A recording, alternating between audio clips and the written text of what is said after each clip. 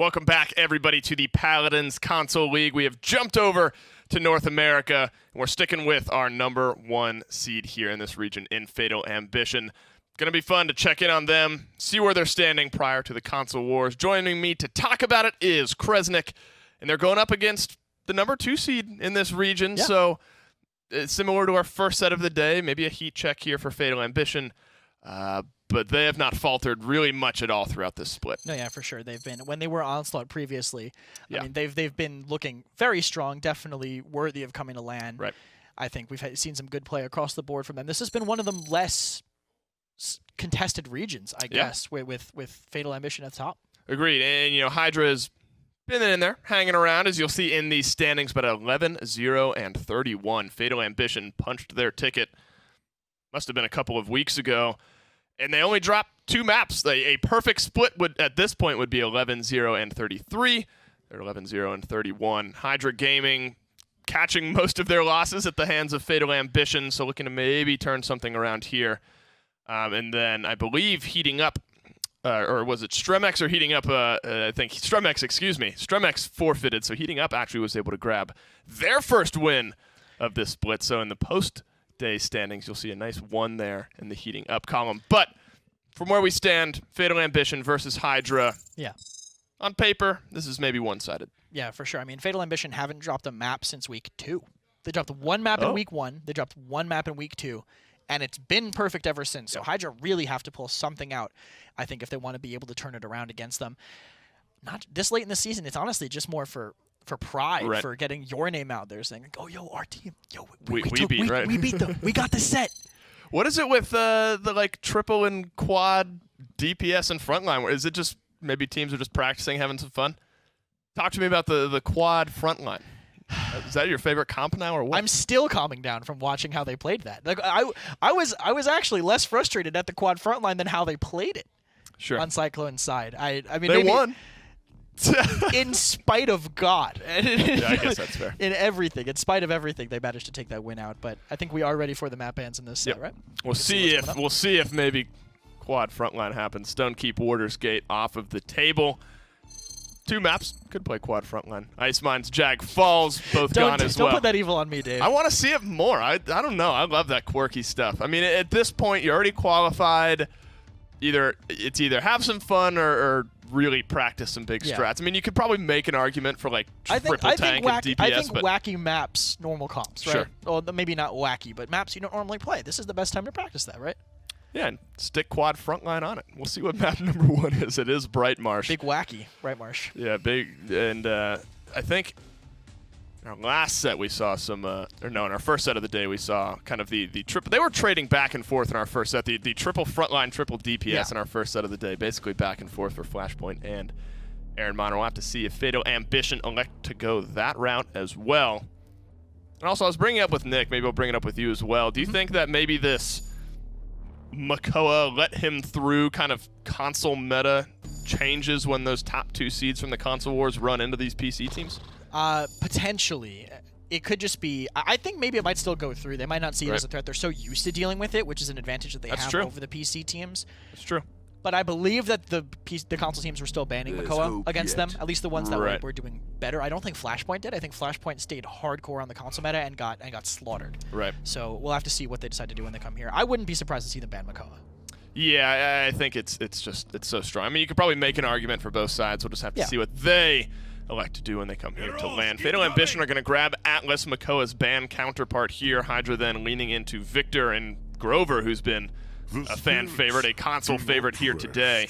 And Hydra are going to lean into that one here one more time. Of course, if we're continuing this thread of triple frontline, triple DPS, Grover has been the support. That caters into that throughout the day today, so maybe keep your eye on that as Hydra continue their picks. But a Barrack and potentially a Tyra here for Fatal Ambition, another damage dealer that's been picked quite a bit today. Yeah, and she's really strong on this map too. I mean, having the firebomb with the burn monster for the point, locking people in for a second longer can be a death sentence. That's that map, even though the point is enclosed, it's relatively open. You have a lot of doors with a lot of different angles and those windows that you can see through from relative safety. So just having that 1 second cripple is enough sometimes to find a pick on a point tank. Yeah, burn monster. There was some conversation. It was like, Once Hunting Party got changed, it was kind of like Mercy Kill and Burn Monster. We saw a little Mercy Kill. I think it's been mostly Burn Monster. I think only kind of across the table. Only Exile did Burn Monster, right? It did yeah, Mercy Kill, it was like once or twice we saw it maybe. But the classic, the bitey DR build. That's right. I think Frog went on Twitter immediately after and said that there was the second time he'd ever played Tyra or something along those lines. Yeah, bring out Mercy Kill your second time ever. It's not going to be triple frontline or DPS for Fatal Ambition, and also not for Hydra. Two standard by meta terms compositions here. Who do you like better? I think Hydra have the better composition, but I like the creativity what Fatal Ambition are bringing out. The Tyra could actually turn that sustain war in their favor. That's right, and I like Eevee on Fatal Ambition as well. I imagine if Ralkion's playing today, that's going to be in his hands, but I can't tell you about it. Let's send it down to the casters to get this one started. What's up, y'all? It's me, Fawn, again for the third time in a row. Back at it again with Nick this time. What's up, man? Yeah, man. I'm excited for this game one. I'm ready to see. I mean, the Atlas gets through again. You've got the Barrack, you've got the Atlas. I like the creativity, too. You've got Ying, Tyra, and Eevee, something you don't typically see either, and that's that. You don't see that on console as much. No, super rare to see an Eevee on console. There's been one or two players that have dared to kind of rock with it here in Phase 2. We'll have to see if it lives up to snuff. I know I was frankly impressed. There was most of the time when I saw it get picked in Phase 1, it was on Timbermill.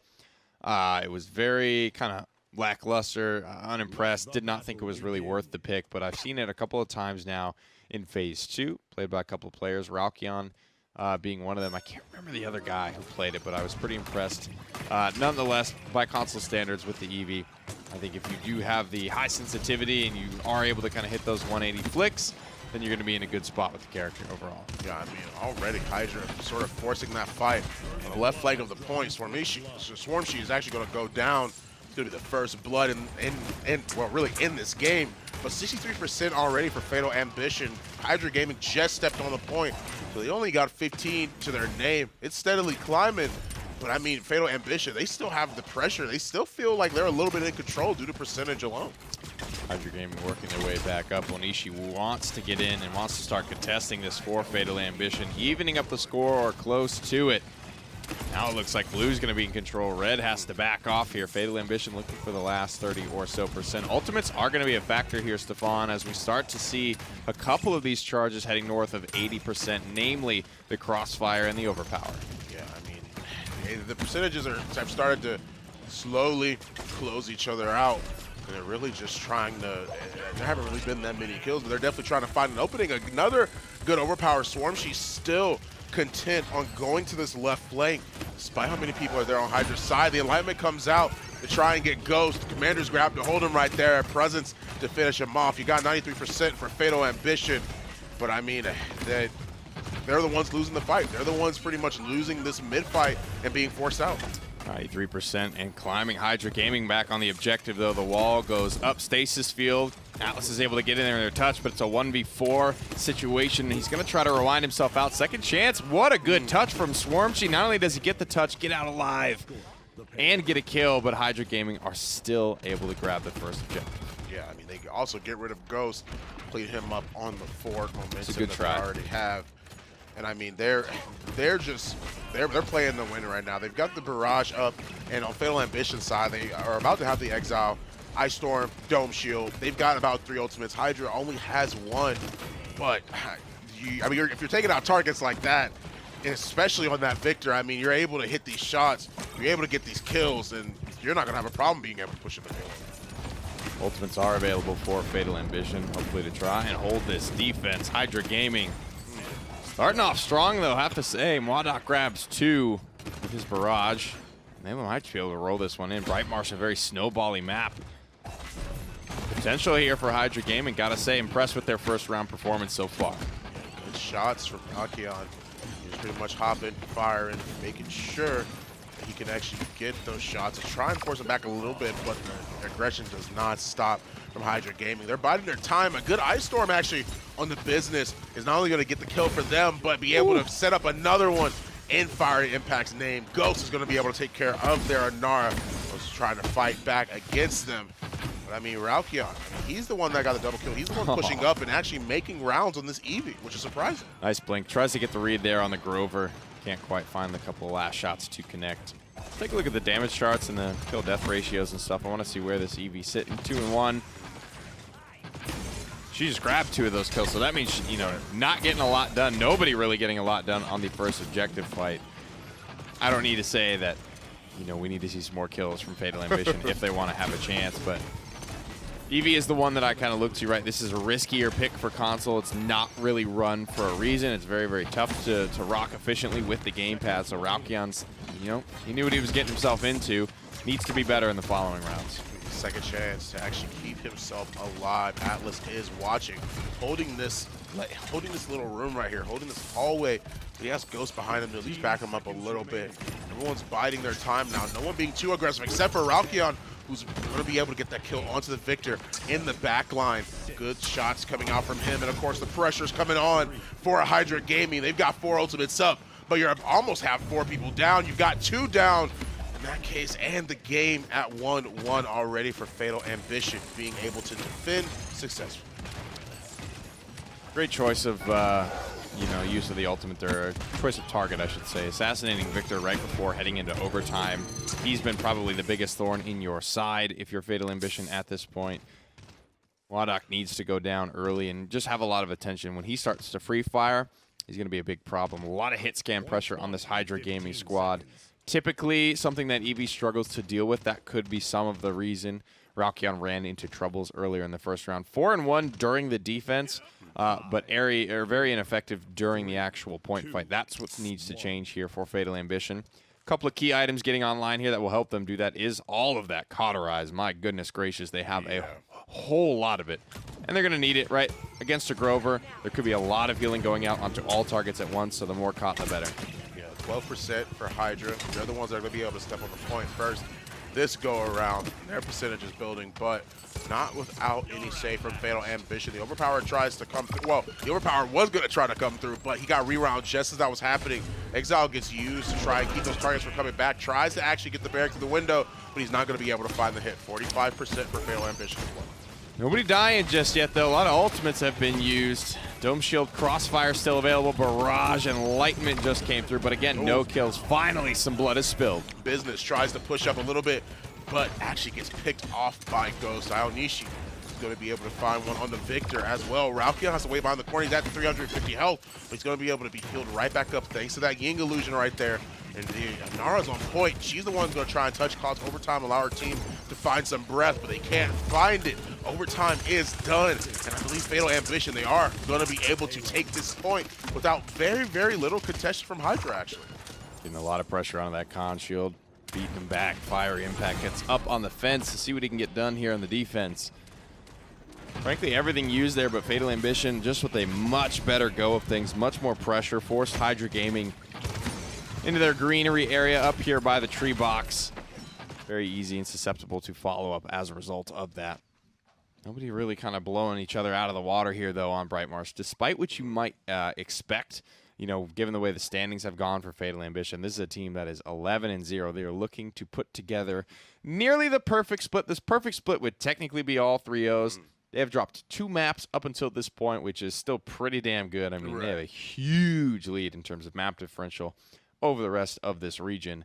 Solid stuff from them, but we want to see that dominant performance here in the final week. That's really what we're looking for heading into the LAN phase, right? If you want to have a real chance against even some of these minor league PC teams, you need to be, going scorched earth on some of these opponents, right? You need to really make us believe that you are as dominant as you've been. The whole reason, there's no real reason not to, right? This isn't like some cheesy meme composition that's just like kind of working, but only because you're the better team, right? This is like standard stuff, right? You should be able to kind of rock it here. Yeah, I mean, you were able to at least get one of the power takes, which is the Atlas. So they're going to be able to put out a lot of pressure, have that divider, of course, on a map like Bright Marsh. You're not going to be able to hit a lot of shots, especially if Atlas puts it up in the right spot at the right time.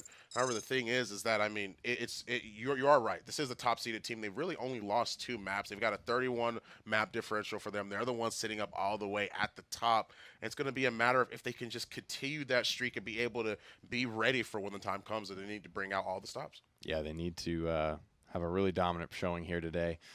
And it starts in the draft phase, of course. This has been a pretty solid one, both sides. We've seen a lot of triple frontline, even so far as to see a quad frontline composition today. So a lot of weird stuff hitting the board. I have to say, this is probably the least strange composition that we've seen. And this is our third set of the day. We've seen a lot of games, a lot of different maps, a lot of different comps. Teams are forcing three tank on a lot of different places, some decent amount of 3 DPS as well to counter it. And it's a little surprising. I'm wondering if it's just kind of a sign of things to come, because last time we had that crossplay land at the MSI, that's pretty much all we saw from the console team representatives, right? They ran a lot of just deathball-y stuff. They didn't really want to go toe-to-toe with the PC teams, and I think that's what I wanted to see changed here. I think you can still play to your strengths as console, right? Go to your Victors, your Vivians. Those aren't super heavily sought after in the draft, so hopefully they can try and get a leg up on some teams that way. I mean, Rocky out on the Eevee is definitely a good start for him, I think. I mean, you've got the Illusory Rift, and you've got Ice Storm. There are 2 ultimates that are going to be up on Hydra's side as well.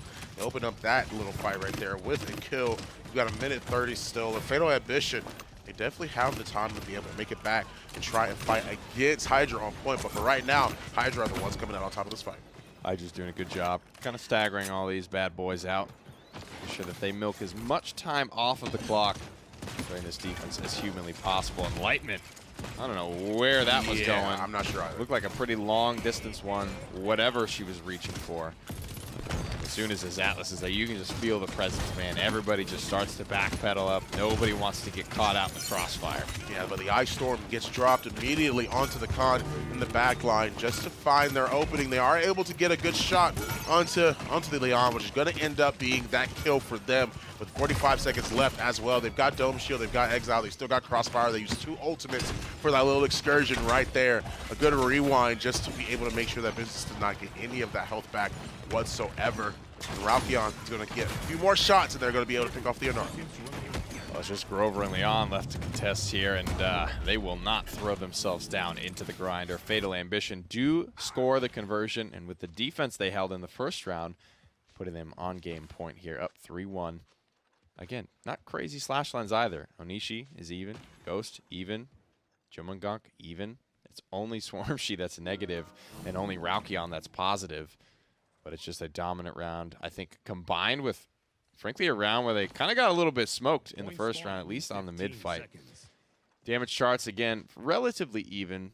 Not too much damage, splitting most of the damage dealers this time around. Ralkion finishes off his Cauterize 3. Swarmshi grabs the Caught 3 as well. Not a lot of Wrecker here to try and blast through the con. He's not as big of a concern as I think the AoE healing. And the healing amp is innately from Inara's kit. So most of Fatal Ambition have elected to go into Cauterize. Oh yeah, they're trying to put the pressure on, though. To the left of this point, Barrett's just going to sit right there, steady, gain some percentage. Rakio's going to have to back up. The aggression from them was just a little bit too much. Barrett might be in a bad spot now, considering of how aggressive they actually were being. They use the Dome Shield, keep himself alive, as well as the Exile. The Barrage comes out, too. You've got ultimates flying all over the place. Rakio's in the back line on that Victor, but he's not going to be able to get that kill. He's going to be able to find the damage, but nothing definitive except for 2 good shots from Impact are going to be able to leave Fatal Ambition a little bit shook. Fiery Impact. A great fight there, and look at that.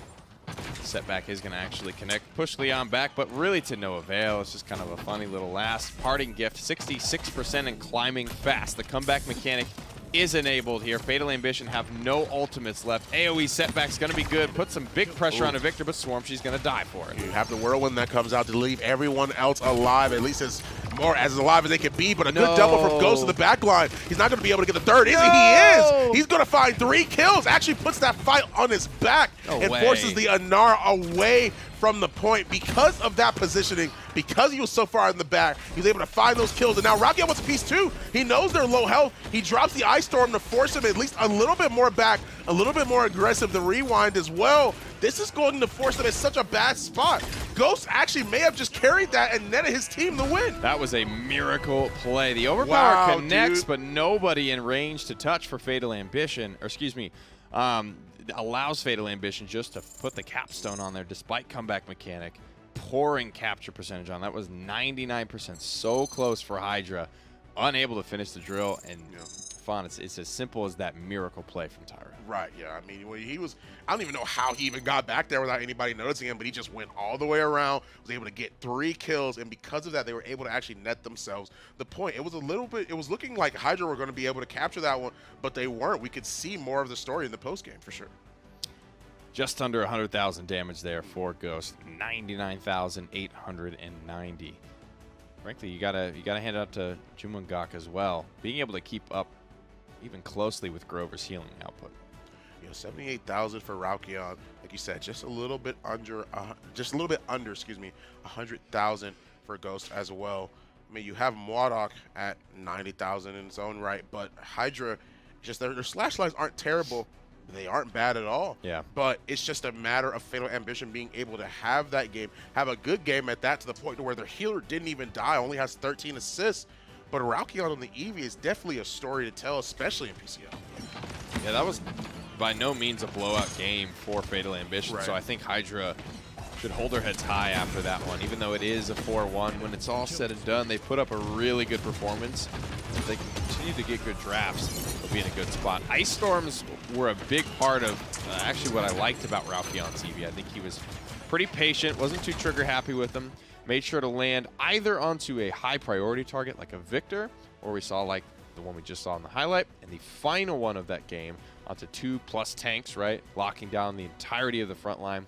Part of that is keeping them in combat. Part of that is slowing them down and preventing that touch, preventing an overtime, preventing any hope of Hydra taking that game back. Yeah, Fatal Ambition able to clutch it out, end it right there. Already a win for them right after this break. We'll be right into game 2. iNap, powering the control room for the Paladins Premier League.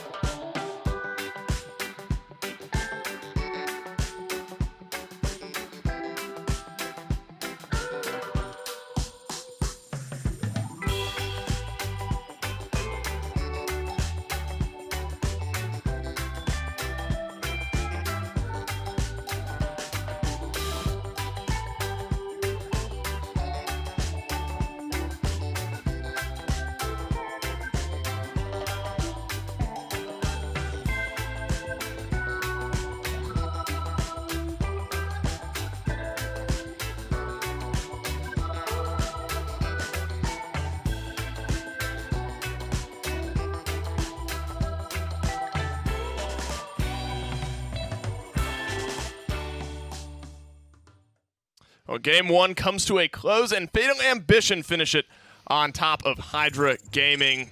What we expect coming out of the gates here for Fatal Ambition, a very strong showing on Brightmarsh, convincing top to bottom, and haven't dropped a map since week number 2. Kresnik, what'd you see there from Fatal Ambition? I mean, they're controlling, aggressive, but also just very well-rounded team. Yeah, I liked Raukion's Eevee play. I know that's why we highlighted it. I mean, I actually played against him recently in the casual, and I was thinking about how he played very slow and methodical on the Eevee, and I think that showed here, always waiting for the right opportunity to go in, harassing from the back, and that's not something you see normally in the console league. True. I think it really caught them off guard.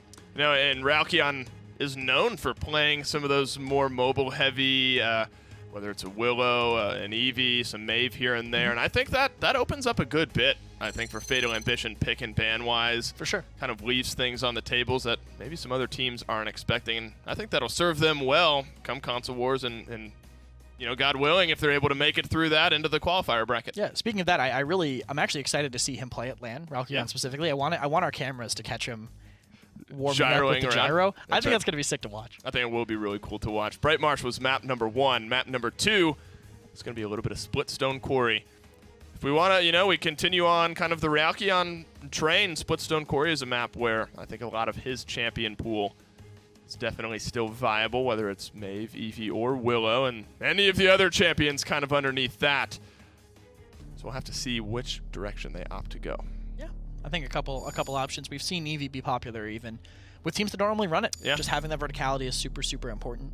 Talus band out for one side, and we'll see the rest of the bands end up going mostly DPS as it looks like, so a lot of tanks will potentially be open, but I expect Atlas to probably follow suit here, but it's a Nara instead. So Hydra are going to get Atlas, but that means Fatal Ambition can take Barrack early and kind of deny Hydra from a point tank, but they don't want to go that way. Okay. So Khan, and of course still Makoa, who's in a different spot, but here maybe first spot for Fatal Ambition.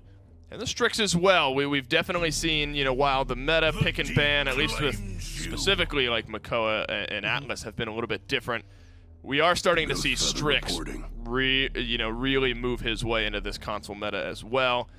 Bright Marsh here on Splitstone Quarry.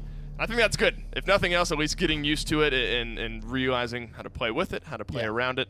Fatal Ambition are going to grab it for themselves. Yeah, but I don't know if it's worth giving up the Atlas. I feel like that amount of control that Hydra are now getting is overwhelming. I think all those characters are pretty good at dealing with the Strix. Yes, Fatal Ambition will have a point tank, but it's a point tank that's going to be constantly getting swung at by a Terminus and just eating a lot of pressure. We'll see where they end up going with it. Blaster. Another triple tank, too. Willow would have been a good choice, but banned out by Hydra kind of denies that. Imani could be potentially an answer. Frostbomb, good at slowing down that aggressive push. If they want to go in, you can have that. And it looks like it. Root the Death Ball. Splitting Ice will be good too if they're also grouping up, and we will see it. So it's kind of the Willow supplement, I guess, having that AoE denial instead of making it burst damage, it's raw CC.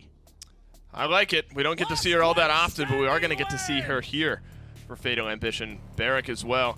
In Kresnik, we grab another triple frontline composition here for Hydra. They're going to snag Vivian as well, presumably to sit high and far away up on the high ground, and then a Grover to spread out some of that good healing. I do wish it was. I think it could have been Leon, and it could have been safe as well to be on the high ground, because I feel like at range, Vivian just loses to Strix. Right. Across the map. I mean, think about where they'd be positioned. If anything, this Vivian will probably just move with the tanks in the Death Ball. I don't think they even want anyone on high ground. They're just going to play inside Quarry and out-sustain anything that Fatal Ambition try to pull out. Is that scary into an Imani with Splitting Ice? Yeah, but I don't think you have a choice. Sure. You're not going to win any duels up top. I think that's the biggest problem. I guess that's entirely fair. That's what you're best at. That's what you have to do. Yeah.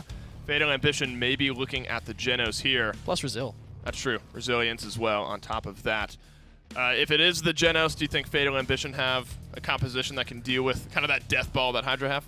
I think so, but I think they have to win early. I think once Wrecker, once Wrecker's online and once Resils are online, I don't think their comp's going to do what they want it to, but it looks like they might go with Ying instead. Change anything for you? No.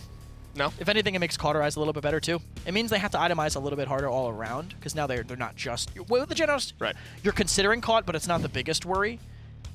But they are going to go with the Genos instead, more than likely. So they do have that. And actually, they have some combos with it.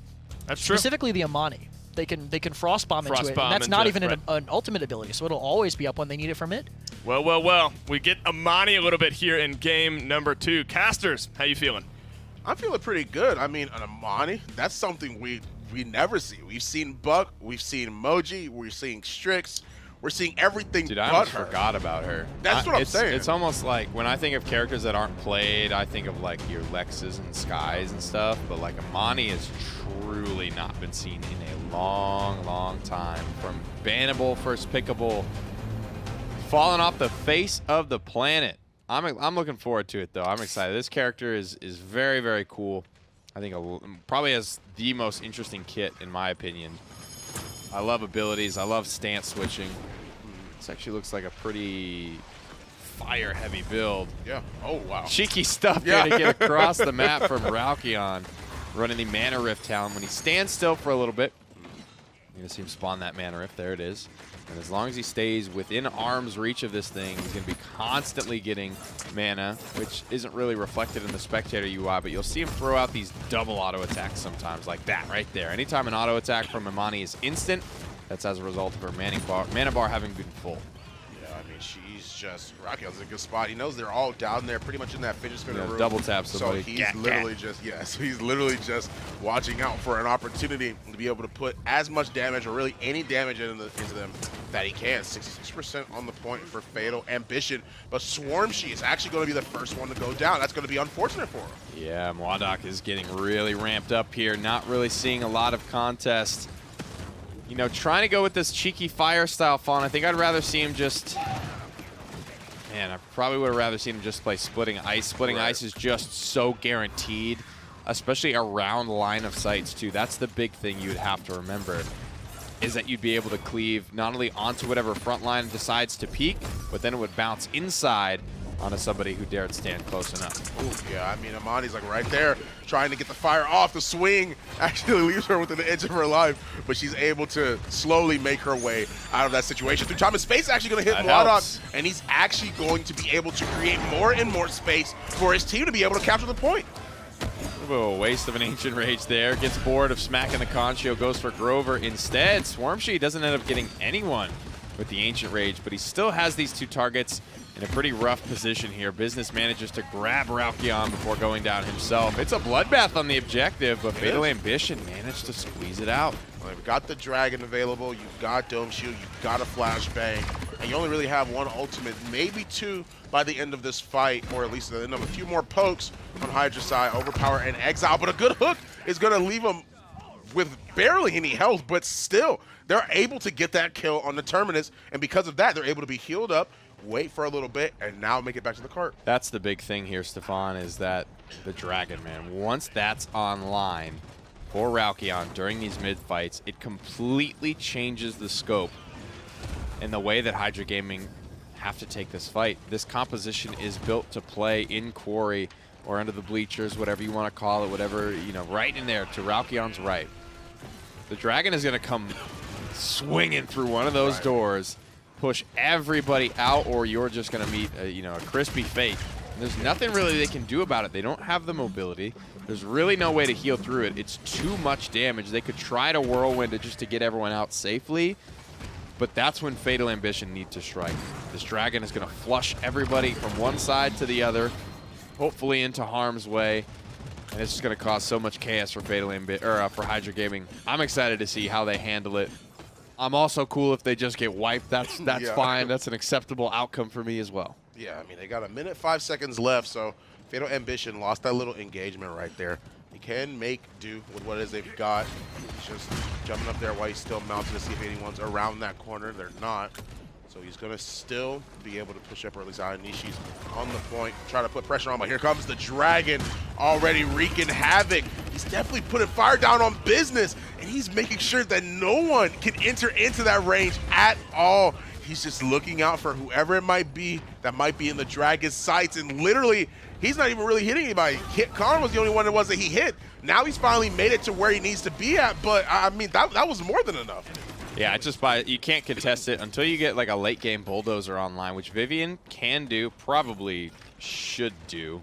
You can already see Business and Mwadok have gone into it. Once that hits that level 2, level 3 mark, the Dragon's going to be in some serious trouble, and you're going to have to really play it carefully. Look at all the ultimates hitting the ground, though, Fawn. They're going for it. Here comes the Res as well. It actually gets rid of the Dome Shield entirely, but Ancient Rage on the Mwadok. They've got rid of Terminus. They've got rid of the Vivian. Now they're just putting pressure on whoever is left trying to capture this payload, and they do. They've gotten 2 back-to-back targets, make that a 3rd and potentially a 4th. Business gets Void Grip, but he can't even make it out. A triple for Swarmshi, 1 for a Ghost, and a captured payload for the team. Truly unlucky stuff. Tough stuff to deal with for sure. Both Strix and Imani providing unique offensive elements here. And look at how aggressive Ghost is able to be, playing really kind of, boots to boots with Makoa, making sure that he follows up on all these hooks. And frankly, just has kind of a big bouncer in front of him, right? Strix is frankly pretty good up close if you're confident with the quick scopes. And I think it's safe to say that with Swarmshi in front of him, Ghost is very happy to take these close range fights. No Dragon for this mid fight though, Stefan. It's a quick charging ultimate, but at 50%, it's iffy if it's going to be available right out of the gate or anywhere close to it. Yeah, Business has already, not prioritized, but he's already bought the Bulldozer 2nd, and Mwadok has as well. They're trying to find their own opening, or not really an opening, I should say. They're trying to get rid of this Dragon whenever it gets summoned. They force Barik off the point, but a good rewind is going to actually leave him dead. A Diviner in the air as he's Void Grip to actually stops him from getting hit by Ghost at all. Throws the flare into the room, but he got overpowered. He's ended up dead. 46% for Hydra. and you are looking at a potential point capture for them already. Yeah, it's too fast, man. The comeback mechanics doing too much work here. Vivian completely ramped up. You've got battle shots, you've got whirlwind, so much sustain, nowhere near enough offensive potency to push through. The Dragon was the answer, man. They did not have it. I don't know. It wasn't worth it in the context of it not being available this round to use it middle of last round. It was worth it that they did break that corner that can traditionally be very tough to break on Splitstone Quarry. But then the rest of the offense happened so fast after that that they didn't have a chance to get it charged. Again, it comes back to running Mana Rift to run this kind of high burst damage fire stance build instead of running Splitting Ice, which is so consistent. And because it's so consistent, cleaving onto other targets, you're getting a ton more ultimate charge for it as well. There's a reason that Splitting Ice was the only talent we ever really saw. Although this is a fun build. This is a viable build that is kind of fun. It's a little bit more cheeky, very high burst damage involved, playing around the Mana Rift talent. I know I've played this build myself. It's really, really fun, and there's merit to it. But I think in a game like this and a game like today, and at this level, you got to go with what's best and what's most viable. Yeah, Sentinels are brought out. Modok with a double. He's actually able to just hold this mine shaft, not necessarily by himself. He's able to hold it that much just for sure, especially with Sentinels online. Maybe just going to free fire around those corners and prevent anyone from moving up as much as they might like to. He actually gets hooked in, Fiery Impact does on the Atlas, but he gets rewound immediately, or at least by himself, so that way he can give himself more life and tries to refill himself back up. 50 seconds left still on the clock. And we got 3 ultimates online for Fatal Ambition, 2, possibly a third one up for Hydra Gaming. Ghost finds the open kill on the Marduk though, so that's going to be the start of something for sure, especially with the point being contested. 36 seconds left in this round. That's nice. Part of the fun of this build is you get to run the Swift Seer, the Inferno Cannon, one of the highest DPS abilities in the game. And man, oh man, did you rarely see that ability. Like, we would rarely see Amani nowadays, even when she was pretty meta. People playing in Fire Stance, people playing with Swift Seer and the Inferno Cannon was incredibly rare. You would only see this a couple of times a game from like tenor for style points if he knew he had a kill. Absolutely locked up.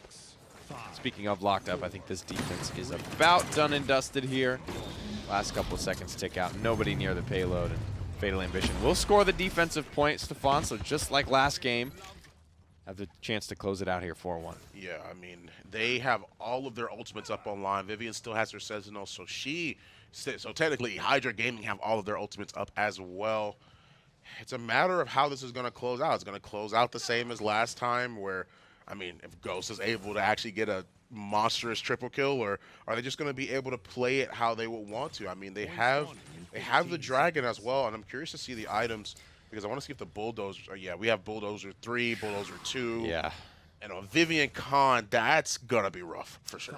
It is. Ralkion has to play this Dragon smart. He has to be a presence, I think, more than an outright threat. Just being near one of these doorways is going to make everyone stare at that doorway waiting for that Dragon to come through, because they want to rip it apart as quickly as possible. The rest of Fatal Ambition need to use that to their advantage. Use the fact that everyone is going to be staring at this door and try and fight in from a different angle. Yeah, I mean, you already lowered Atlas' man. You health gotta get incredibly, in there. but the rest of his team are actually losing that fight because of it. I mean, yeah, you're right. He wasn't able to get in, wasn't really there, and isn't able to make a good use of the Dragon. It pretty much just gets melted immediately. The rest of his team falling to Hydra Gaming, and they've still got 2 ultimates up. Scratch that. You got 1 ultimate up. You managed to land the overpower onto Ghost. Onishi uses the Dome Shield just as he dies, so he won't have that back up for this next fight. Hook is going to land, but saved by the door frame. Comeback mechanic does the rest, Stefan. These are not great fights from Fatal Ambition. That wasn't really the angle I wanted to kind of see the Dragon be used on. I think what he did the first round, frankly, could work. He just kind of, ice glides his way over and then Swift Seers onto the top of the enemy high ground. Gets a good little flank off, right? There's nobody there that's probably going to stop that from Hydra Gaming. They're all playing under Quarry. Atlas was kind of there, but he's got to be one of the worst targets for it, right? Because he's gonna take the damage, then he's gonna rewind, and then he's gonna be good to go. After that, hide behind a stasis field, whatever it is. The Dragon is the biggest asset, man. This is the single, probably biggest team fight shaping ultimate in the game. You need to find a way to be effective with it. Oh man, all exiles go wide. They don't fight a single target and actually gets hit. The fire's coming out, but I mean, it's struggling. I mean, the Amani's definitely struggling. Ghost goes down. Business finds, well, yeah, Business does find the kill on the Ghost. A minute 45 still available. Uses the cross bomb, but nobody's around that corner, so it's not going to find any value from that. And I mean, I don't know what Fatal Ambition. What do you think Fatal Ambition have to do to be able to not necessarily try and close it out, but also defend, because they're getting run over right now. They gotta lean on their big tank ultimates, right? Lean on this Ancient Rage and this Dome Shield. Unfortunately, Spawn, neither of those are up, so this one could just snowball through to be a 3-3. Yeah, I mean, you already have the failsafe boosts that are being used. And Swarm Sheet goes down like instantly. You have the Barrack that's up there, but can he even really have the opportunity to touch? He does, but at what cost? You have three. It's literally a 3-3. You've got flashbang up. You've got your 3 time and space, but Hydra Gaming, in my opinion, have the better ult economy. Yeah, this is a winnable game. Hydra Gaming have won most of the objectives this game, albeit the asterisk is that comeback mechanic has done a lot of legwork for them. This time, it's even footing. They're going to have to win probably 2 fights to get this one done. They have Overpower, they have Whirlwind, they have Reanimate. I think they have the sustain to go the distance and to win those 2 fights. The only question that really matters at this point is what does that Dragon do, right? Does Raukion get it charged up fast enough to be relevant? Does the Dome Shield become relevant at any point? Again, Ancient Rage is still down, off by about 12%, 22%, excuse me, at this point. So a lot of big, hard-hitting ultimates not online for Fatal Ambition when they need them most. Yeah, Vivian and Khan with the full-on Bulldozer 3. Where did Strix go? Strix rode it all the way through lava to the enemy high ground. Oh, through time and space, though, actually finds his mark, but it gets healed right back up because of the healing from Grover. He uses Whirlwind just as he sees it. He knows everybody's in there. A good Frost Bomb, though, is going to leave Fiery Impact rooted, but they're still going to be able to heal. He's going to peel back and try and deal with Marduk. He is going to be able to get the kill on him, but look at the rest of the team. The rest of the team are falling flat.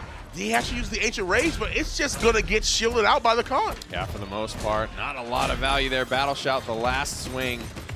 Again, Khan might be able to turn this one around. Ring and Makoa's Bell. Shell Shield is counted out by the Commanders. Grab 72% to 36.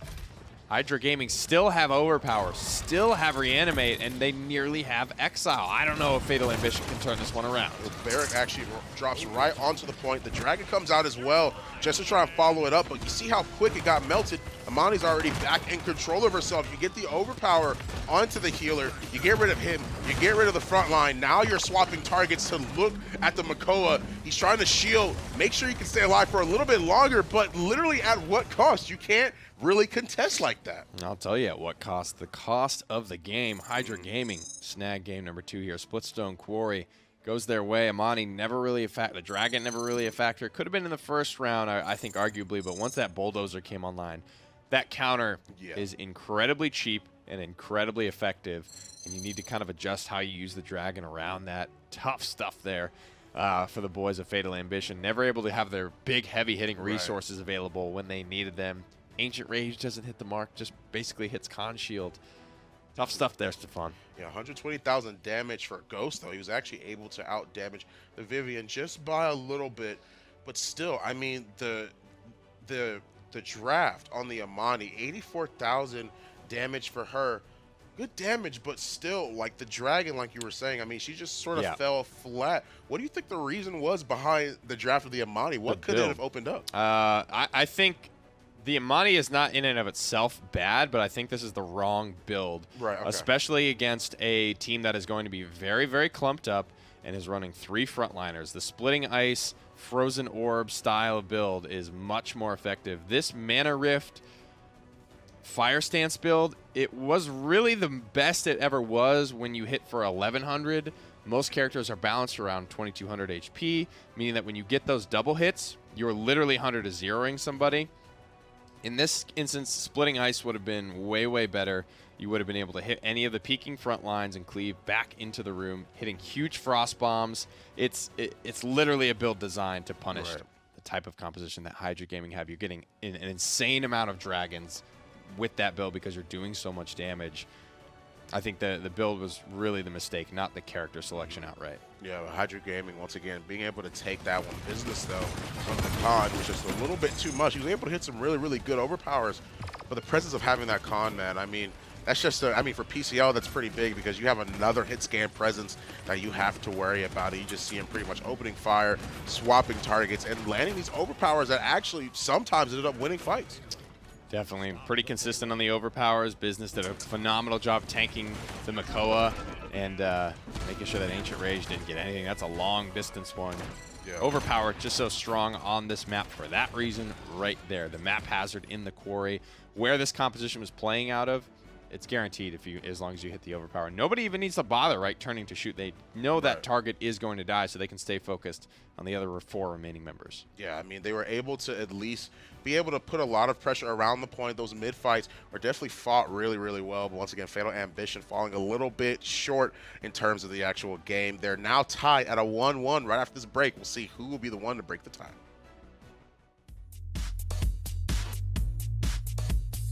The Paladins Premier League is brought to you by Evil Mojo, developers of Paladins.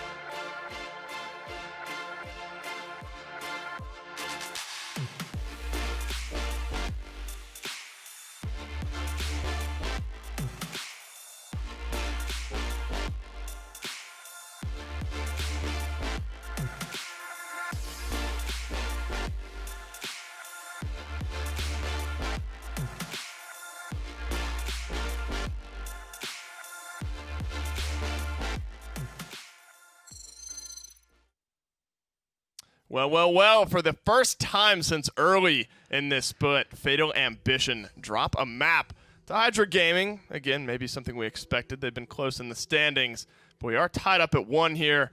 Some interesting draft picks there from Fatal Ambition as well. Kresnik, they picked up the Imani, maybe didn't quite hit the mark.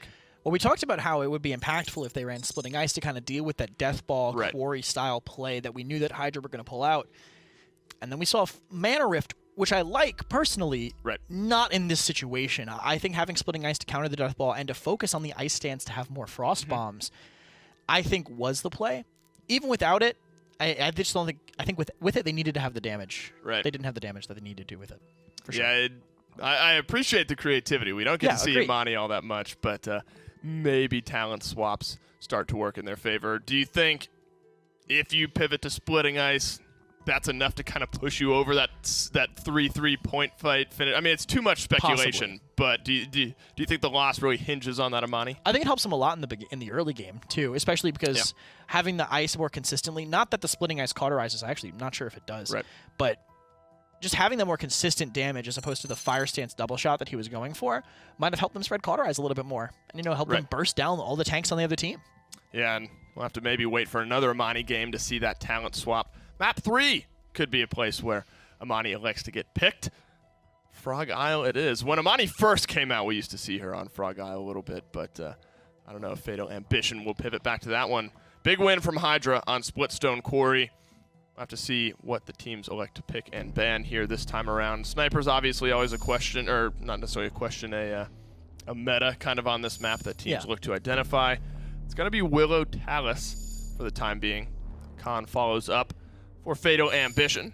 Round out with the Atlas pick. So now Makoa's kind of in that spot where you first pick him, maybe he starts to slip down a little bit further in the draft. Fatal Ambition, though, Kresnik, they dive right onto the Genos as their first pick. Which makes sense, I think. This is a map with a lot of angles, so having your DPSs in those open spaces damage boosted, I think are pretty big.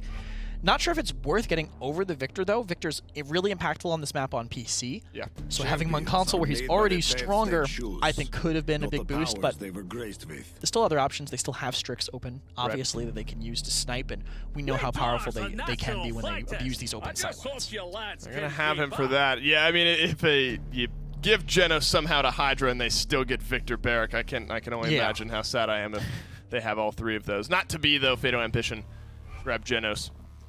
Ashe Vivian to counter out maybe a little bit of that range. I don't know if Vivian does that long-range direct damage quite as well as like a Victor does. I mean, she's definitely in that category, not quite as accurate. She'll trade onto the point, but she won't trade onto the other window. Right. That's the thing. She'll definitely melt the point, and if you can avoid the Victor spamming from the other side, you can make something happen, but she's never going to win that cross-map DPS trade. You have to rely solely on winning that point fight. So I wonder how Fatal Ambition maybe look to identify and deal with that Victor. Right now, I mean, you have a little dive in the Ashe if you want to use your Assert Dominance to jump into that window through time and space. But it's kind of an ultimate dependent dive to get onto the Victor. Round out with a Grover and a Nara for picks 3 and 4 here for Hydra. Grok could be interesting. Yeah, I was going to say, I was actually about to say that Eevee might be what I'd expect. Eevee, It is Fatal Ambition. We could see those mobile flankers, but Grok potentially makes it so, yes, it's still ultimate reliant. Right. But I mean, just being able to speed anybody else in, speeding your Ashe and your Vivian straight into the back. They really can't deal with it. This is actually fantastic, because now, not only will the Shock Pulses kind of negate the healing from the Grover a lot of the times, you will get so many bounces off of that Inara and that Barrack. You have a lot of free places to fire Shock Pulse, so this Grok will be outputting a ton of damage. But will it be able to do more than the Drogos on the other side? Neither of these DPSs can really trade that well into that danger control. Yeah, that's true. The Drogos now maybe throws a little bit of a wrench in the mix. Do you see Grok kind of as the Fatal Ambition difference maker and maybe the Drogos as the Hydra difference maker? I would say Victor on Hydra side more so than anything, and then Grok on Fatal Ambition side. Grok has to avoid the Drogo spam. We'll have to see which one comes out on top in Game 3 on Frog Isle. Game 3, indeed. I'm excited to see the Grok because not only is he being brought out, but he's being brought out on Frog Isle, a map I personally would have never expected to see Grok on, and not a single sniper either. Yeah, no, definitely a turn for the strange in this draft phase. After what we saw earlier today, I don't think anything could really surprise me. We've seen some quad tanks on Timber Mill. Fatal Ambition don't have a lot of damage, Stefan. I'll be honest with you. Both Ashe and Fernando are two of the lowest, DPS front lines out there. Grok is not incredibly high DPS, but does do a lot of damage over the course of a team fight if he can connect with his cooldown. So if this Vivian dies, Fatal Ambition are going to be in trouble. I mean, we already see the rockets coming through on Hydra's side, forcing that Ashe back and away from danger. Vivian, aka Ghost, is just free firing pretty much in this back line, trying to find the opening shots, or at least try and make Ionishi's life a little bit easier. But Raukion is actually the first to go down. Now they're staring at the Fernando. He charges out, but he's going to get shot right in the back, and that's going to eliminate him too. Going from the potential perfect split to this, I don't know if this is the showing you wanted if you're Fatal Ambition for your final week of competition in the console league. This is the final, showing you have for the fans, for, potential opponents in the HRX placement bracket. Onishi doesn't even, he tried to get in there for the touch, but may as well not even bothered. Again, it all comes down to Vivian and Grok having enough damage to carry these team fights. Grok does not do a lot of damage to a single target. He's just going to be looking to rip as many shock pulses around as possible. I think the win condition here, man, is like you get that Tempest online and then you just hit it. You try to land it onto both of your front lines and then onto Vivian, giving your squad enough movement speed to kind of get in there and just cause enough chaos. But Hydra Gaming, between Dome Shield and between Whirlwind, they have really good kind of defensive options as well. I mean, Raukion has to use that Tempest defensively to at least try and force back the Inara and a few others, but you already have the Whirlwind.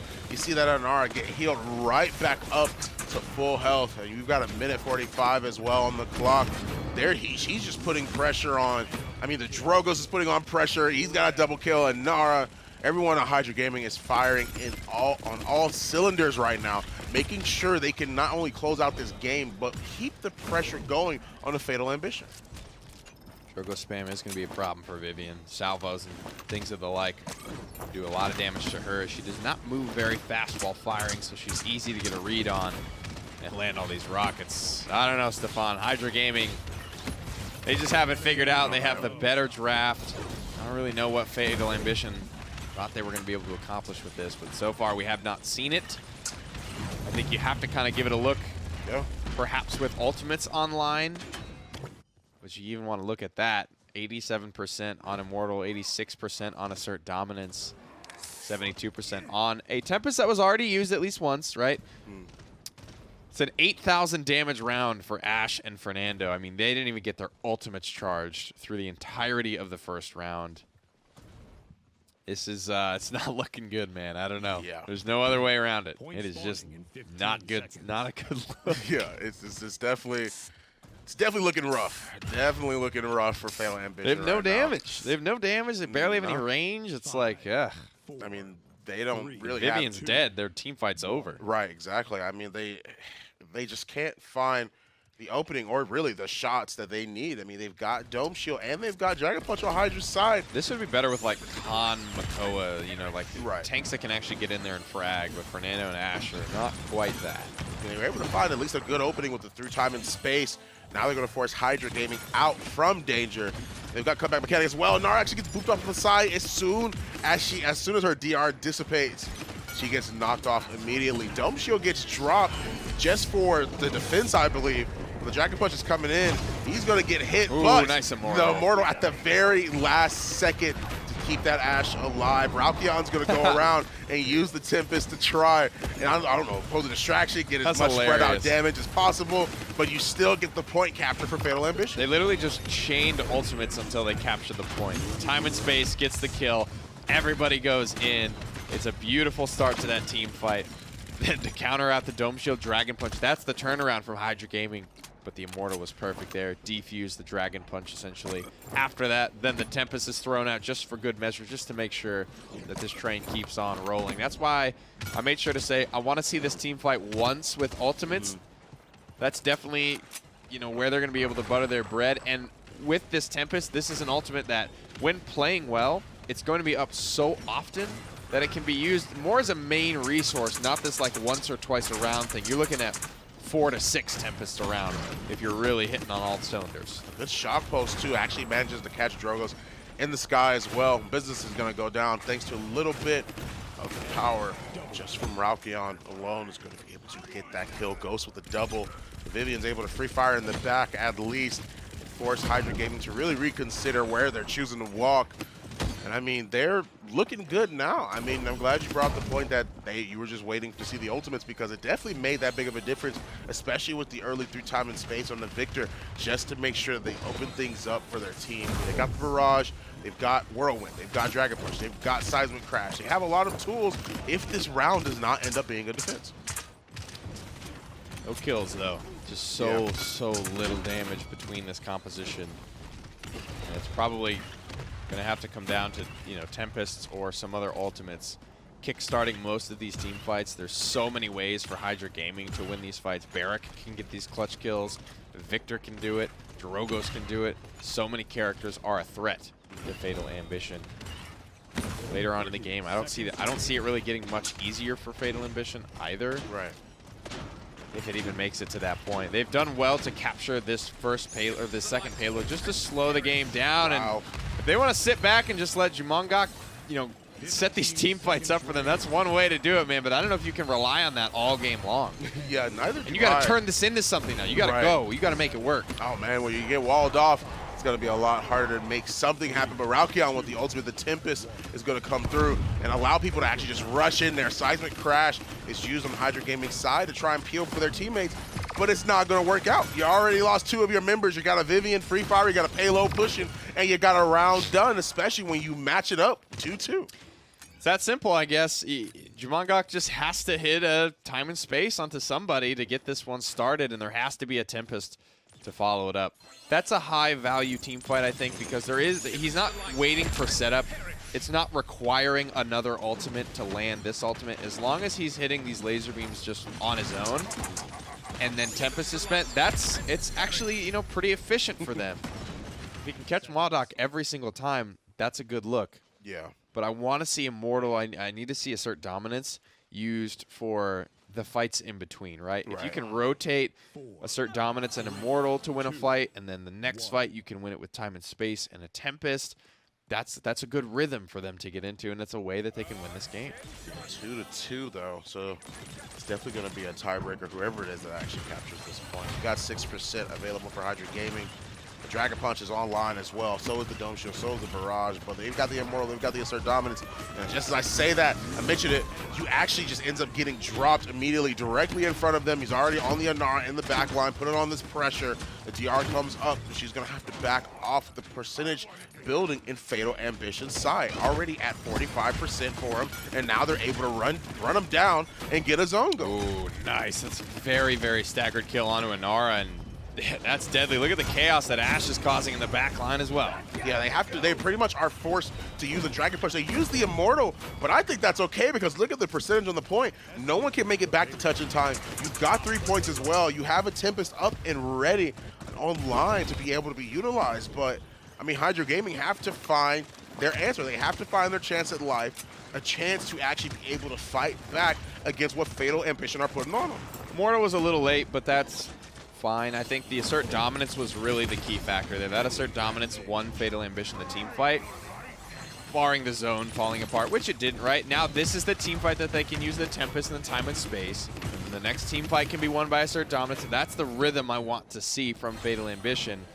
They have to win this off of momentum. When this is a straight-up toe-to-toe team fight with equal resources being used, we've seen what happens. They don't stand a chance. They don't have any damage. They don't have anything to sway the the odds in their favor. They have to keep doing what they're doing. A minute, 40 seconds, still available for Fatal Ambition to be able to push this in. That's the amount of time that Hydra have to see how long it is they can possibly last if they can manage to defend this. But with the aggression, man, I mean, it's so hard to really say.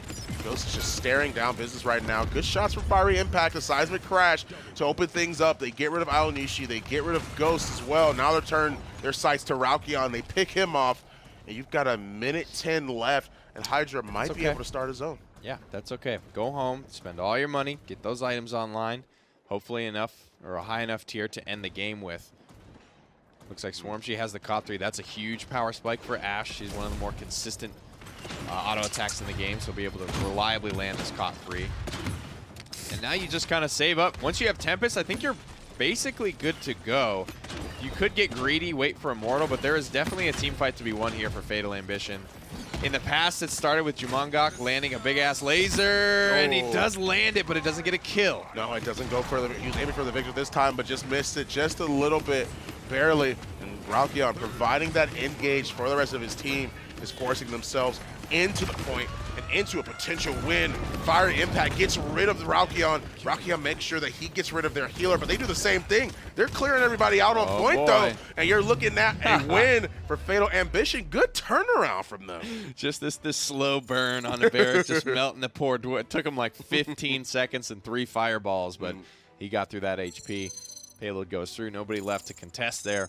The rhythmic use of ultimates shows that Fatal Ambition are a strong team that can coordinate when they're down, when they're, frankly, they were getting smoked a little bit on Frog Isle there. So that shows, I think, a lot about their character and their ability to work as a team when things are tough, to realize that, we can still turn this around. We haven't had a full fight with ultimates yet. Nobody get discouraged.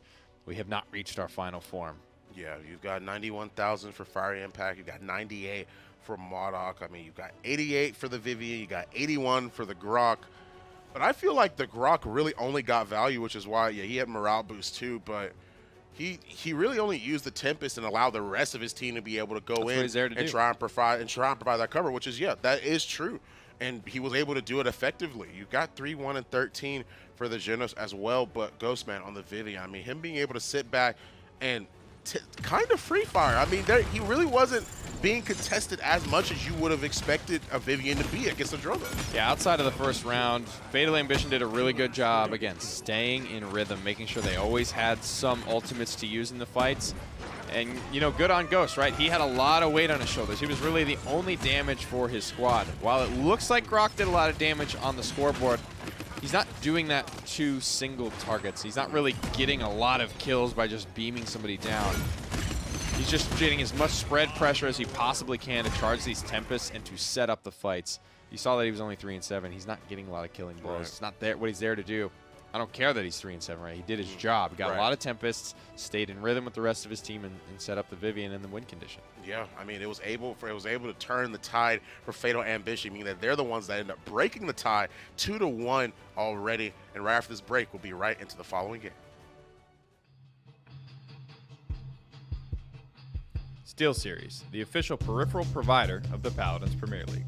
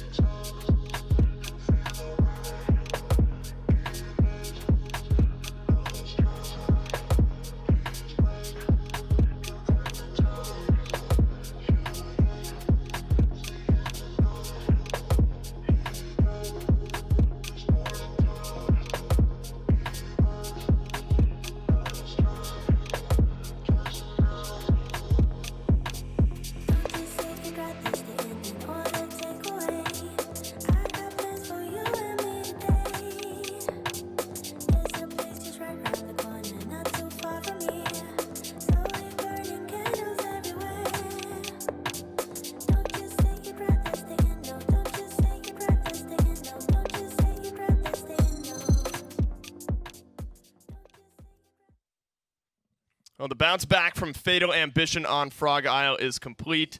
Not without a little bit of pushback from Hydra in that game. And Kresnik, you brought up maybe a few difference makers, and one of them maybe being the Drogos. It was, but maybe not. Well, I can't say not enough when you have great score or slash lines like Fiery Impact had.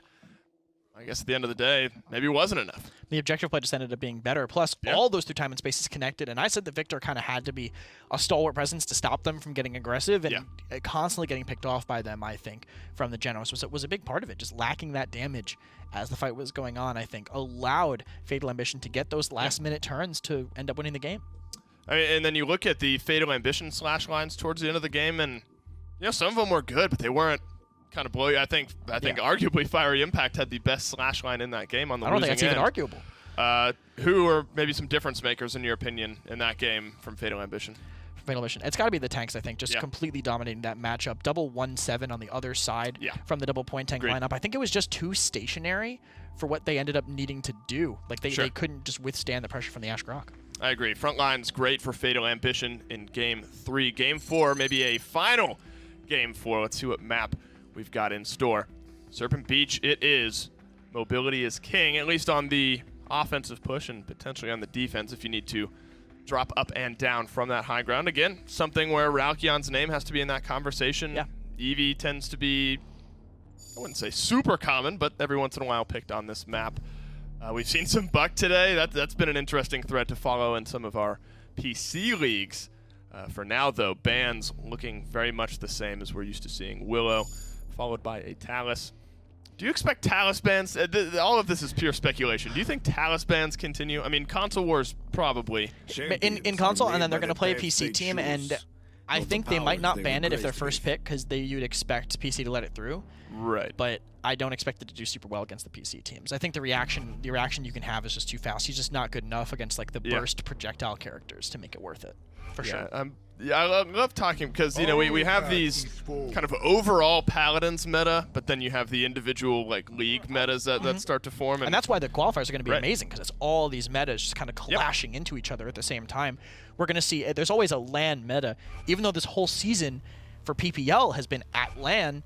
We're going to see like this formation of this LAN meta as people figure out what's going to work for that week and that week alone. That's right. I remember. I guess it was very, kind of short and bursty, but I remember kind of leading into it. I remember Tyra for like SSG was huge at MSI. That was a big difference maker. Obviously not quite the same here, but lots of things to explore in the MSI. For now, though, for Game 4, looking at the picks and bans, Hydra have grabbed themselves Victor, Barrick, and Leon, so good long-range damage confirmed there from them. Strix, though, very good at doing the same. Yeah, Strix will be really, really good into those trades. And these tanks are going to make a lot of space.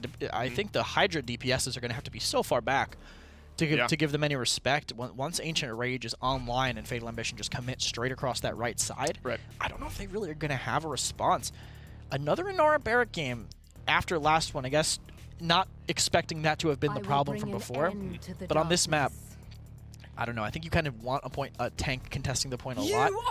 And having a tank who can just kind of get dove past and ignored on the other side might not be enough to stop the aggression from Fatal Ambition, especially with an EV diving with them. Do you like the Furia as the healer here for Hydra? Yeah, I think it's good defensively in flame-wise, Sure. right? Because you can, if they're pushing you, you could just inflame on the back foot, Right. and that 30% damage boost. I mean, you're trying to stop them with raw damage as it is, Right. So even more, and the ability to kite could be a difference maker. Well, as offensive as we consider Inflame, absolutely necessary sometimes on the defensive end. Maybe the final game here in our third set of this day. Let's send it down to the casters to find out. Yes, let's find out. Indeed. Here we go. Fatal Ambition versus Hydra Gaming. Once again, we're back for Game 4. I'm excited to see what is in store for us on Serpent Beach. That much is for sure. Such a rocket split here for Fatal Ambition. You don't want to see him slow down too much.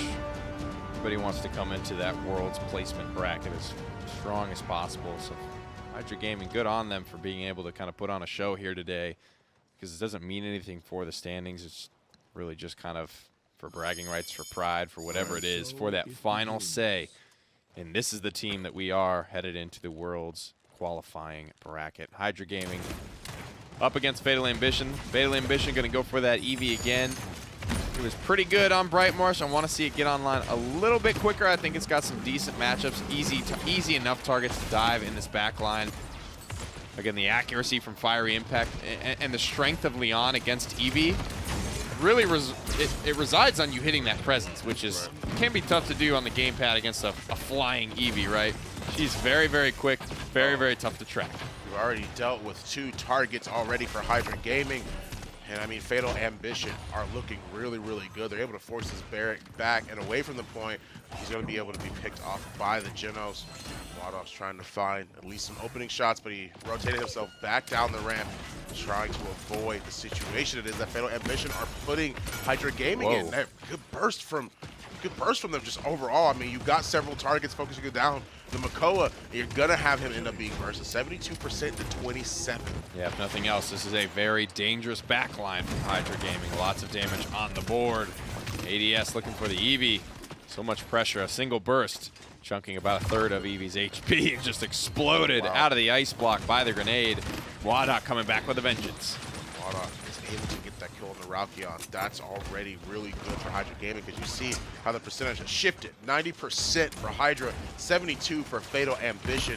Way around this corner just for a little bit. A good hook into business. The Inflame actually being popped defensively. So is the Barrage. They're using a lot of ultimates just to make sure they can capitalize on this opportunity. Ralkion drops the Ice Storm, but he's not going to find any sort of setup for that. He blinks in and gets a few shots, but Inara got healed up by that point. He was actually able to turn around. Yeah, so much missed onto Inara, and she was able to get a huge heal for it while the Earthing Guard was up, I think, too. That's why you saw such a big, chunky burst of HP come back to that character.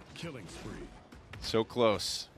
The ultimates just swing things a little bit. I think Inflame is guaranteed value, right? Movement speed, damage for everyone versus the Ice Storm landed onto a couple targets, but ultimately there was no follow-up. There was no kill there. Overpower is not good for a kill yet. Might actually result in one here. Reset is not there for the bowling ball, so King Business will eventually go down. Good shots from Strix in the back line. Khan was able to hit the overpower, but wasn't able to send Barrett off of the side. Had to focus on him, get the damage off him. He puts the wall up. You're still going to get hit on the way out. You've got a minute 40 still available. You have the Ancient Rage, you have the Through Time and Space, you've got 2 ultimates that can have some pretty good value. It's just a matter of when you choose to use it. But Ralkion going down before the fight has really even started, that's going to be pretty big for Hydra. 30 on the clock. Plenty of ultimates to use. My goodness, they're hitting the wall quick. Seismic Crash, Ancient Rage, all used. Swarm She, he might have just ended this fight. Oh man, he's actually coming in the back line, swinging as well a triple. He's looking for a quadra. The Marduk is actually moving from left to right. He's going to end up still being picked off, but the team gets wiped. They're going to be able to have not only a zone, but be on the lookout for incoming enemies. That much is for sure. You've got a minute still available as well, so Hydra could definitely make it back. They can still push in, and they've got 4 ultimates online. Seismic Crash being one of the only things used during that exchange. So it's tough to say if Fiery Impact is 1 and 2 because Ralkion's been putting pressure on him, and if that would change if he started to really focus out Mwadok, but at 6-1, I think this Victor really needs to start to get sat on, right? You got to keep a lid on this guy to some extent. If Fiery Impact starts to pop off, then you kind of reevaluate, reassess, but right now Mwadok is hot. I think that's who Realkion really needs to be focusing on. Flashback. Ooh, nice connect. Oh, nice. Yeah, nice. Good play. Oh, nice. Good stuff from Ghost. A good flare, even followed by a nicer shot. Another good flare onto the Anar. That's going to get him a double. He's going to be able to open up something for his team and force them back. 10 seconds left. Barrack's already pretty low, and I don't think Hydra Gaming are going to be able to touch at all and have to save their ultimates for this next round. 2-1 goes the clock. There will be no overtime. A couple of courtesy kills there at the end of the round. But ultimately, a couple of big moments. One, of course, led by Swarmsheet. Ancient Rage is the impact play of the game here for sure at the moment. Gets the quick triple kill. Ends up actually dying here. Nice moves. And I like this. Quick shout out to Mwadok for doing what he does, is that as Victor, you can't really get out of certain situations, and it's better to go down swinging. That's one of them where the only way out is through. And Mwadok shows that, you know, I do a lot of damage. I'm confident I can get this kill. Ends up dying almost immediately after, but that's the way to play Victor when you're in a situation that you're kind of just screwed in. You got to just do as much damage as you can on the way out. You got... Does anything stand out to you in terms of items at all, Nick? It's still all pretty standard, right? I mean, they still got the Cots, they've gotten the Haven, That's favorite picks yet. Yeah, there's nothing really that's standing out too much. The shield goes down, though, from the Barrack. A good shot from Ghost. He's going to try and focus down on the Anar. Now he's looking at Fiery Impact on the side. Ghost, once again, is just out in the open. He's going to put the wall up. Good angle. But Onishi is already behind him through time and space as well. Not going to find his mark, but the Inflame gets used defensively to try and allow that Anar to get out, but it's a little bit too late. You've already gotten 2 kills for Fatal Ambition. You've got 2 ultimates up as ready, followed by a third in the form of Ancient Rage that just came up. The flashbang actually goes out, hits the Furia all the way in the back, and you see the aggression from Fatal Ambition already showing through and making sure they can net themselves almost an even percentage with Hydra Game. This is really where you start to see why Fatal Ambition is the favorite team in this matchup and this region. Their teamwork is awesome.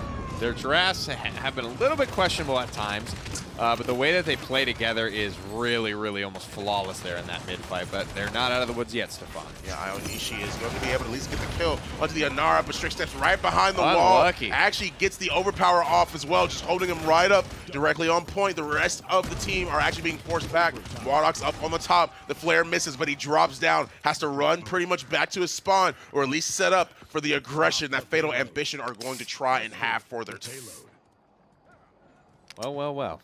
That's a great fight. I mean, it all started with a little bit of pressure from Strix onto Anara, and Onishi immediately taking an aggressive angle to get behind that defensive wall that Anara threw up. So they had her pinched from both sides. They get that kill pretty early. And while that's all happening and the healer's pretty focused down on Anara on the objective, you've got Realkion diving. Who else but Mwadok there, keeping a lid on him, making sure this Victor is not allowed to free fire. OS Ghost put some pressure on the Anar to force that defensive wall to even make that situation kind of get started and kind of happen. It's really free-flowing teamwork at the moment. Everybody's playing well around each other.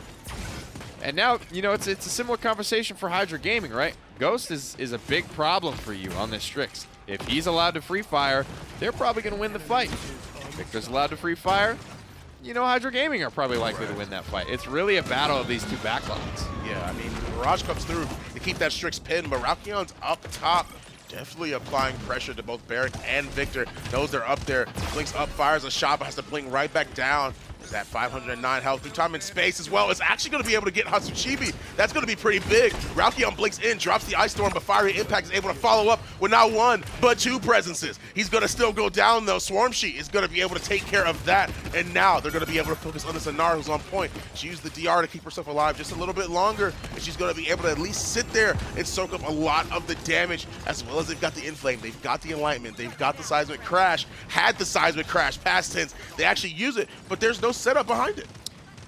Biggest problem for Blue that they are able to overcome is getting their backliners back up into that corner staircase, right? If they weren't able to do that, if their frontliners couldn't buy the space, for them to freely walk up there. It would have been a much, much tougher follow-up fight there. So much damage from this Victor, who is supplemented by Inflame. That's 30% additional damage on one of the highest DPS characters in the game. It's just a simple math problem, folks. Right. A little bit of free fire in time with the amplified damage, and it's all over.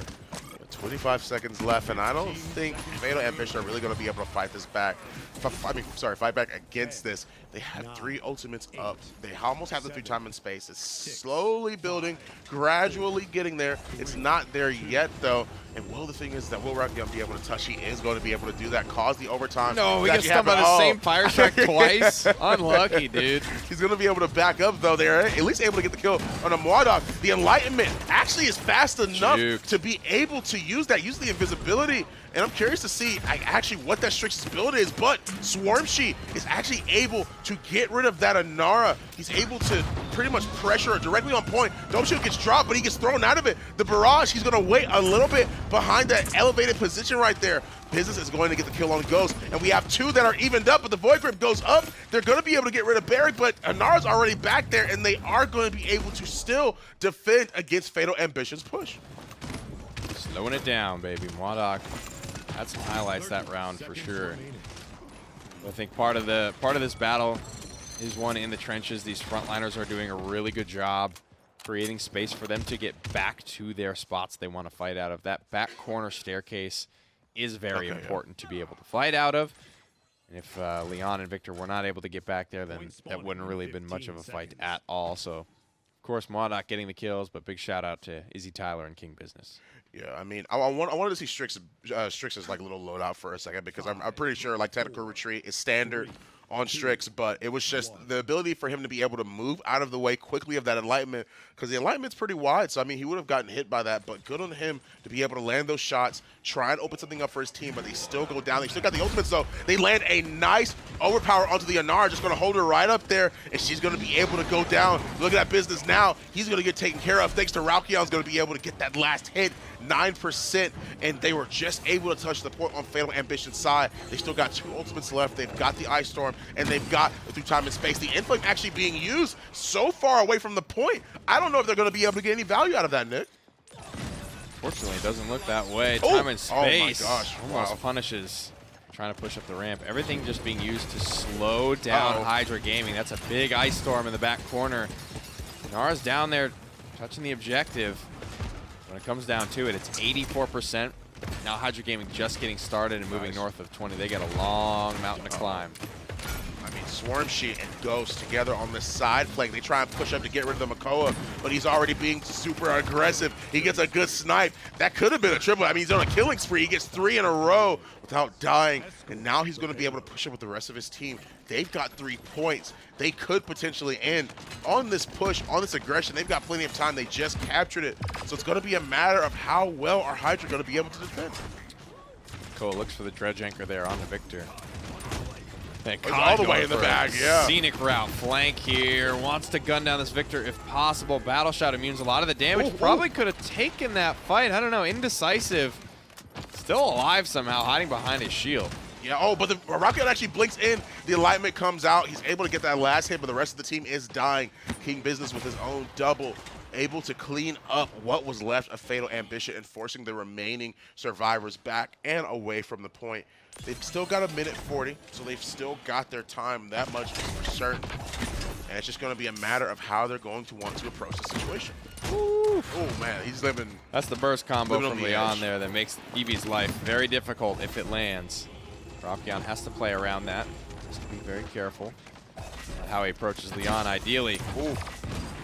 Wants to get in there from a closer range. Fire Impact has whipped a couple of Enlightenments here, has been baited into a couple of bad ultimates, so if Raukyon can use that to his advantage, the matchup will go a lot smoother for him. Nice ice block from Raukyon. Nice one-on-one. He actually eats the presence with the ice block, which allows him to do that 1v1. He's able to get rid of Fiery Impact. That's going to be good for them, but a good barrage. Even better shots from Mwadok are going to put an end to Ionishi's life. We've got 50 seconds left. The clock is steadily declining, 3-2 for Fatal Ambition. They have a lot of ultimates up, almost have all of them. It's a matter if they're going to want to try and use it at the very end, if they can manage to get a good pick. Blinks in right behind the corner, but Swarmzy tries to shell spin up to help out Ralkion, but he's already pretty low. He's going to go down too. The grenade gets tossed, but doesn't find it. Only 30 on the clock at this point. Ultimates available for Hydra Gaming are Enlightenment, Enflame, and the Dome Shield versus everything from Fatal Ambition. If Fatal Ambition want it, I think this is their game to take. This is their set to take.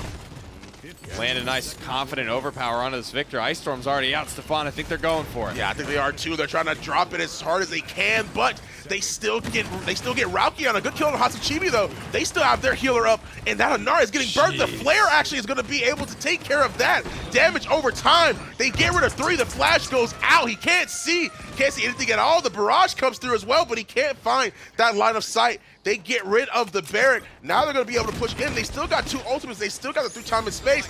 And the Ancient Rage actually forces Modok to sort of position himself in a way that doesn't end up with him dead. They get rid of Ghost, but they're still being aggressive, and they're still pushing as hard as they possibly can. Ralkion's up on the top left, but they're still going. They're not stopping. Ancient Rage is available here. No Dome Shield to slow this one down. It's Tyler's just going to go right on down. Swarmzy's ripping through these frontline health bars. And Nara's the last one left. Can a barrage save it all? Yeah, they're actually looking for another shot, but they still are going to be able to defend. That's going to be huge. Neither team has not a lot, but literally none of their ultimates coming into this next round. And it's going to come down to a good old-fashioned firefight, that's for sure.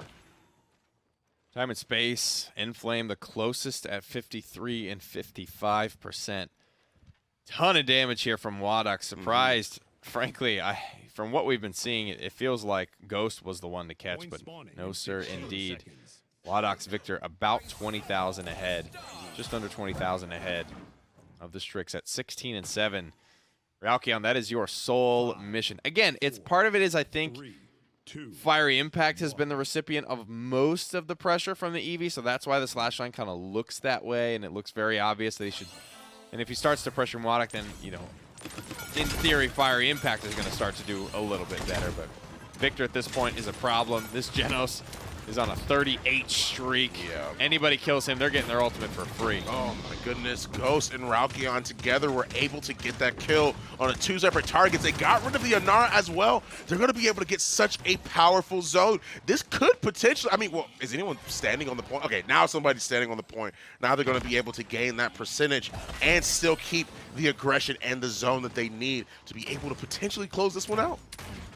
This is a really good angle for Ralkion here, as long as he doesn't get too greedy. Look at this, Khan pushing down Leon on the backside of the fight as well. Nice. He's going to die for it, but it's an effective zone here. Nara just getting into touch, doesn't want to lose her life outright. Time and space comes up empty. Yeah, the Enflame, though, is used to make sure they can try and win this fight on the back foot, but gets the hook all the way up to the top. But that might actually be a bad spot for the Makoa. He gets stunned by the Pyro Strike trying to shell spin out of that scenario. The barrage comes through to try and deal with Strix. He is going to be able to catch him. 78% to 45. An even better overpower is going to send a Nara off of the side. They have less of a chance of being able to fight back, especially since Hydra Gaming just lost 2. An Ice Storm gets dropped, and they're still looking to be able to win.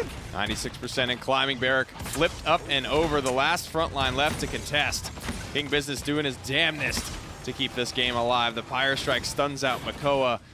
With one final roar, Barrack goes down, and the overtime looks to expire. Anara gets back in there, but it's kind of a conga line at this point, Stefan. You get rid of Hatsuchibi, and now you're looking at to get rid of the Anara. You got rid of their healer. You got rid of the frontliner. Now Khan is just going to be able to push in along with Ralkion, along with the Eevee, to be able to close this game out in Fatal Ambition with the 3-1. Finally. I mean, this is a war for Fatal Ambition. This is not easy.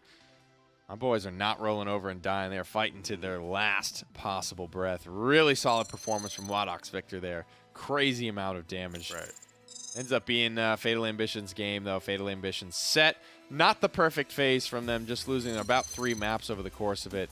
But you can see, man, this is a pretty competitive region, right? That was not an easy game with nothing to lose. You know, some teams don't show up. They DQ, they troll, they pick cheesy stuff. But Hydra Gaming, you got to tip your hat to them today. That was a fighting performance. Yeah, for sure. 153,000 damage from Wadok, 111,000 for Fiery Impact. The healing is good too, and to be able to out-heal me and Kreslik brought it up before, but this was like for PPL or at least PML. Being able to out-heal that Furia on Genos, that is not easy. 6-1 and 45. Yeah. How can you ask for a better performance from a Genos like that? Comes down to the streak, right? Hydra Gaming don't have any flankers. They don't have any tanks to dive. They have this Inara barrack. Nobody's really getting in there, right? So as long as Jumongok is playing safe and making sure he doesn't overextend at any of these fights, he's going to be just fine, and I think he does just that. 6-1, only one death here. I can't even really remember when that happened. Yeah. But I know he had a 38 streak going into the final fight of Serpent Beach. 15, 8, and 16. Mr. Ghost right there on the streaks. He was able to open up a lot. He was able to find a lot of good shots, too. I mean, him just having the presence of mind to be able to position well, don't panic, just be in this back line always, and just get good shots like this. Him and Swarmshy on that side. I mentioned it when I was casting. That was such a good spot for them to be in because they cleaned up a lot of people over there.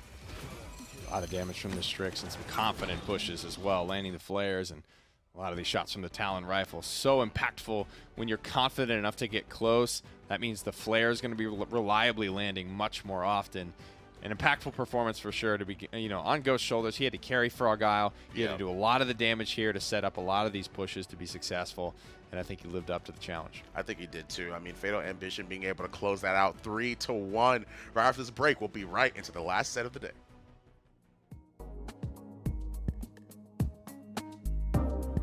Alienware, the official PC provider of the Paladins Premier League.